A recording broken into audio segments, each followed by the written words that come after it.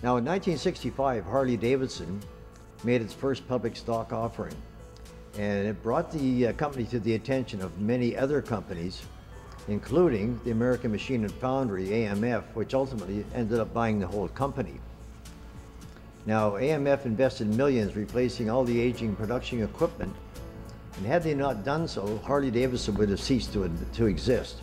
If it wasn't for Harley Davidson, or for AMF Harley Davidson, we wouldn't have had the Softail, we wouldn't have had the Evolution motor, and above all, we wouldn't have had the Nova project, which is the forerunner of the V-Rod that we saw on the floor today. And that was done through AMF research and development. What we've got here now is you have one of the last of what they call the ride-away bikes. And this is an 84, and it's so unique is that it is still a shovel head. And you could order your bike through your dealership and actually go to the Harley factory, pick it up, and ride it home from the factory. The 1971, the Harley, they call it an FX. This is the beginning of the custom line in Harley Davidson. Willie G has designed this with the narrow tanks, the Sportster front end, and what he called was a boat tail rear fender.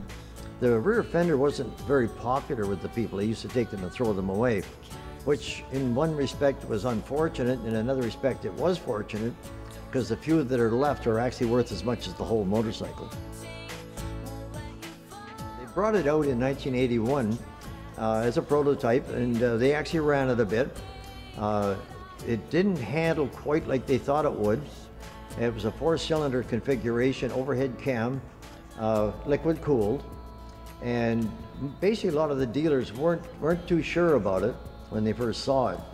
The idea was to have a 756, a 504, and a 252 cylinder.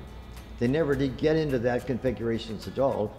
They ended up going back to the drawing board in 1984 and eventually coming up with a 2-cylinder overhead cam liquid cooled, which was the forerunner of the VR1000, which we saw earlier, and the V-Rod that's on the floor today for sale.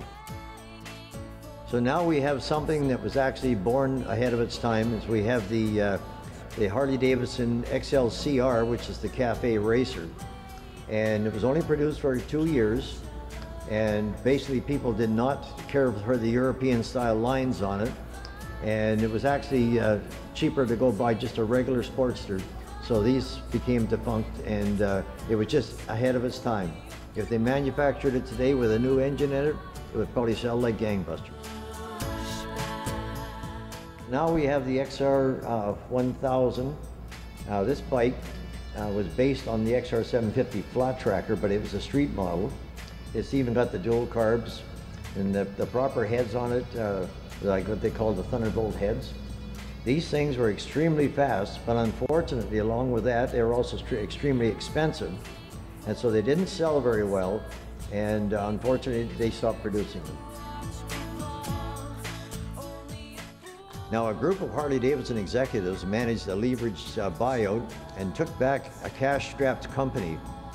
Now, improvements in manufacturing efficiency, quality control were achieved using its turnaround performance potential and named to best advantage. The new owners took Harley-Davidson public in 1986. The decision resulted in Harley-Davidson being one of the most successful companies in American history. Thereby the name Made in America, a book which is available at your local library.